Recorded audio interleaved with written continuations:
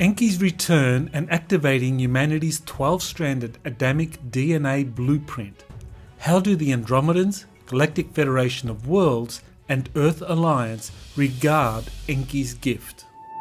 You are listening to Exopolitics Today with Dr. Michael Salah, your source for the uncensored truth regarding the human, extraterrestrial, global, and political agenda. Click the like button and subscribe to this channel. And now, here's Dr. Michael Salah. In Elena Danaan's new book, The Cedars, she described meeting the leader of one of the two main Anunnaki factions, Prince Ea, also known as Enki, who has just returned to our solar system. She was told that he had brought the original Adamic DNA blueprint that could be used to remove harmful genetic alterations inflicted upon unwary humanity by the opposing Enlil faction of the Anunnaki, which had left its minions, also known as the Deep State, behind millennia ago to control the Earth's population. In an interview with the longtime Andromedan contactee Alex Collier, which was released on October 8, I raised the question about the return of the Enki faction of the Anunnaki and Enki bearing the gift of humanity's original Adamic DNA blueprint. I asked for Alex's perspective as he works with the Andromedans, who are an entirely separate group of extraterrestrials that would have an objective perspective on the operations of both the Galactic Federation of Worlds and the Enki faction of the Anunnaki. Alex's answers to my questions clarify some of the vital exopolitics issues raised by Enki's alleged gift, which some may suspect to be a Trojan horse for a hidden agenda. To better understand the context of what was being offered, here is what Elena Danaan wrote about her conversation with Enki in The Cedars. Enki: I brought back the Grail. Elena: the original DNA sequence? Enki: yes indeed, the chalice of the original unspoiled Terra-human lineage. The unaltered original genetic sequence. There are more strands in the Terra-human genome that need to be reactivated, and the original sequence key will do this when transferred onto the altered pattern. DNA is a currency, for it carries the formulas required to replicate other forms of intelligence throughout the universe. Enki is here suggesting that the gift he has brought with him, the Grail, will start the activation process for 12-stranded DNA that is inherent in the human genome. Presumably, Enki's gift would activate the third strand of human DNA, which becomes the key to activating the remaining DNA strands. A vital component of this DNA activation process would be restoring human longevity, which religious texts report was originally 1,000 years for Adam and his descendants, such as Jared, Enoch, Lamech, Methuselah, and Noah. The above short summary gives the proper context for my question to Alex and his response. In her book, The Cedars, Elena says that she met with Enki and that he said he had a gift for humanity, that he had brought back the original Adamic DNA, and that he had passed it on to the Galactic Federation, and they in turn had passed it on to the Earth Alliance, and they were building all of these medical technologies that would restore the original, 12-stranded Adamic DNA. So, my question is does that mean that going back to that original Adamic DNA, realizing that full inherent potential, is that going to be through undergoing this kind of medical technology, or can we do it just through spiritual consciousness raising means? That's a difficult question to answer because I do not know how much damage chemically has been done to our DNA with the poisoning of the water supply, the air supply, the food, sound through music, pharmaceuticals. I don't know. I don't know how much damage the body has experienced or suffered through. I simply do not know. So I don't know how to answer that question. It would only have to be a guess for me, and I would prefer not to make a guess. But if he gave the Alliance or the Federation, if he gave the Alliance the original blueprint, which was who we were before he made his modifications and who we are after he made the modifications. If they're building technology to do it, then they know that spiritually we may not be able to make the jump. It could also be, Michael, that we don't have enough time to spiritually evolve to that level before the change comes. So by getting our physicality to that place already, what it does is it buys us longevity. If nothing else, it buys us a great deal of longevity. It will probably add hundreds of years to our lifetime, our lifespans, so that we can continue to evolve spiritually without the body giving out.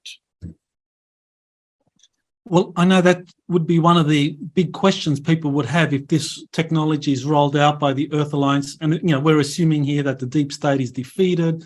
The white hats kind of emerge victorious. They reveal a lot of the truth of what's been happening. And then they roll out this technology and say, okay, by going through this technology, a lot of the junk that's been put in, the poisons that have been created to kind of like limit your abilities, a lot of that can be removed by going through this technological process. So you would be like supportive of that. Yeah, as long as the equipment didn't say Pfizer or Merck on it. Yeah, I would be supportive of that. Okay, well, that's important. That's important. There's other ways to kill us than to go through this whole elaborate thing, So I have to believe that this is all very, very promising. And it's for a much higher purpose. Humanity we just don't understand, our place and our role and our connection to the other dimensions. And I get that. And a lot of people have a hard time wrapping their heads around that. But, there's truly a place for us. We have value, which is why all these resources are here in our solar system to assist us. But they have to get us to a place where we become self-responsible. They have to get us to that place because they're not going to babysit. No how, no way. So, and I believe that there is a majority of the population that will do it. I think that there's a portion of the population or a percentage that simply have been so conditioned to be the victim that they're just not going to make it. They're just not going to make it unless they change that part of themselves, of instead of being a victim, taking full responsibility to unconditionally be responsible for oneself without being coerced by some higher authority. Alex's response provides a plausible rationale for why the genetic upgrade proposed by Enki should be regarded as a positive development for humanity. Extending human life by several centuries would certainly give people time to activate the full 12-stranded DNA that lies within us. It's worth recalling that the original Adam and his successors lived for 1,000 years, so extending our present lifespan by several centuries would only be the start of a long restoration process. Extended lifespans would enable individuals to become fully informed about the true galactic situation confronting our planet and develop spiritually. So how are the Galactic Federation of Worlds and the Earth Alliance responding to the Adamic DNA blueprint that Enki has brought as a gift? According to Elena, Thorhan just gave her an update on the Galactic Federation taking possession of the holographic medical technology that will be used in performing genetic upgrades. What follows is a written summary sent to me by Elena, which was expanded upon in a video she released on her YouTube channel on October 9. Quote, "Last night I connected to Thorhan and he showed me that he was on the Nibiru ship taking care of an operation of transfer of medical holographic technologies onto a Galactic Federation of Worlds vessel. He was wearing an environmental suit. They were in a cargo bay of the Nibiru ship. I could glimpse the quick vision of a large oval aperture opening onto space. Thorhan was watching the Galactic Federation of Worlds personnel loading the technologies on board the Galactic Federation vessel. They are about to leave and bring this to Luna, which is developing into a medical hub. I asked Thorhan if he had met Enki. He said no, that he dealt with the Nibiru crew. This made me realise that, of course, Enki is not on his own in this huge spherical ship. There is a whole Anunnaki crew as well." End quote. I have previously discussed the collaboration between the Galactic Federation of Worlds and the Earth Alliance in developing advanced technologies for the defence, transportation and medical industries that will eventually be released. According to several sources, these technologies are allegedly being mass-produced on retrofitted facilities on the moon. The timing of the release of these holographic medical technologies is dependent on the deep state being removed from power. This raises the question of whether Enkis Gift is a Trojan Horse for an unknown agenda, as proposed by some skeptics. Historical texts such as the Atrahasis clearly depict Enki as playing the key role in creating modern Homo sapiens and being humanity's protector from a rival Anunnaki faction led by Enlil, his half-brother, who regarded humans as a threat. In his book Escaping from Eden, Paul Wallace describes several instances where the Elohim, also known as the Anunnaki, felt threatened by humanity's potential and took dramatic actions to limit our development, as exemplified in stories of the Great Flood and Tower of Babel.